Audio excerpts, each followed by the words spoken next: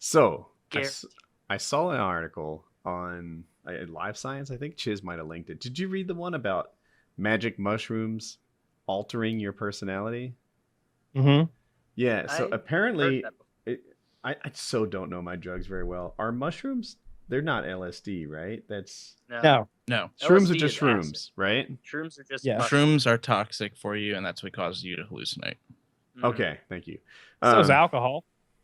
Yeah. Yeah.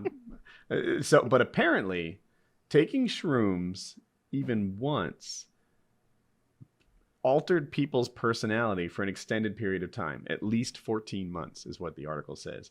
It makes them more open. And open is a psychological term referring to an appreciation for new experiences. People who are more open tend to have broad imaginations, value emotion, art, and curiosity. That kind of burned in with me. I want to say it twice. People who are open tend to have broad imaginations and value emotion, art, and curiosity. You know what other personality trait it causes is it makes it so that for that full 12 months, they will not stop telling everyone they meet that they have changed recently and that ever since they did shrooms, man, you just gotta try it. Like the whole world opens up differently. Like I don't even think the same, man. Like that's the biggest personality change is the subtle, I do this kind of drug and I'm holier than you. And I see things that you can't, you cog. It's related to veganism in some way or CrossFit. It's gotta be, yeah. I would be up for trying mushrooms. That sounds interesting. It scares me. I'm afraid that I would That want a scares lot. me too.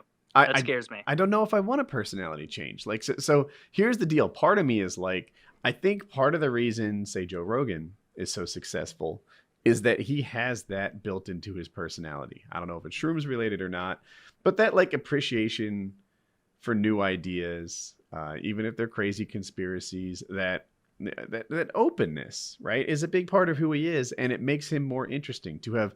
Like I feel like if you tell me 100 ideas, 90 of them are just hit by my bullshit filter, right?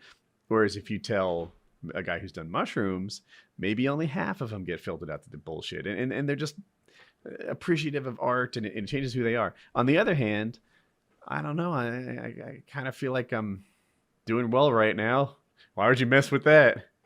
Yeah, You know? why take a bunch of ayahuasca and risk going crazy and ruining what you've made for yourself? You know, Right? suddenly you're wearing a sandwich board screaming about how the end is nigh when you could be a multimillionaire living in a compound off a Minecraft server. Like maybe that's the thing that sends you off the edge is that little bit of ayahuasca. I don't know though. I don't know. Yeah, that a lot of those things freak me out.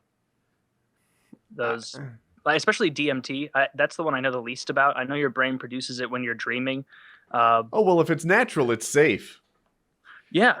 Oh, don't you love that? That was what I had one friend in high school who got super into DMT, saying that it was like opening his mind and that he every time he would do it, he would go to the moon and he would see this alien and he would have conversations with him about the world and about this and that. And every time I'd be like, wow, what did he tell you, man? He'd be like, I don't remember, but it changed me inside. And it's like, wow. So it's like exactly the same kind of thing I could say after the first time I saw The Return of the King, kind of changed me a little bit, made me happy. But at the end of the day, not that fucking big a deal, maybe. I don't know. That kind of stuff is, I feel like Won 10 Academy Awards. They try and make it seem like they're way more impactful positively than they are, maybe. Or maybe I'm just missing the boat and these hallucinogens are hugely effective at opening your mind. Let's do some hallucinogens. Stop being a That pussy. freaks me out. Let's get some acid. Let's do some acid. Let's get in one of those like those sensory deprivation chambers. Get in there and like completely blank out. So we're just going on some trip throughout our own like insecurities and like mental issues, and we go into like this terrifying realm within ourselves. Should we live stream our DMT Fuck usage? yes. We could combine that with the next survival trip in the woods. How long does it last? Like 12 hours, 8 to 12 Oh, hours. that's a right? long time. DMT is about No, 5 to 15 minutes. No, I'm talking about Oh. LSD. Oh, LSD, yeah, 12 hours. The problem is it might last 5 to 15 minutes, but you're not aware of time. It could last days in your own head is the issue. Yeah. So anytime that argument's brought up, it's like, yeah, that's great, but it feels like I've been here for a month. That's kind of what it feels like. No, you should do that and live stream it so you can capture every time you shit your pants while you're on ayahuasca. Wait, is that a thing that happens? On ayahuasca, you'll throw up and shit yourself. It's pretty common. These are not Really? desirable And people effects. still do that for fun. Robin, Yeah. Robin, Robin Quivers tells the story of traveling to this, this man in the jungle or in some hut or some shit, Probably and Peru. and going through the ayahuasca ceremony and drinking it, and how it made her violently ill and the whole thing. And she described the taste and the look, and it sounded like a really terrible experience. Of course, Howard's the opposite. He's like a germaphobe, like well, I wouldn't call him xenophobe, but terribly a bit agoraphobic. He's terrified of travel. He's not going to leave the country ever. And she's the opposite. She's the one who goes out in the jungle and does ayahuasca. But she had a very awful experience doing that sort of thing. She had a one-night stand and did anal in a bathroom.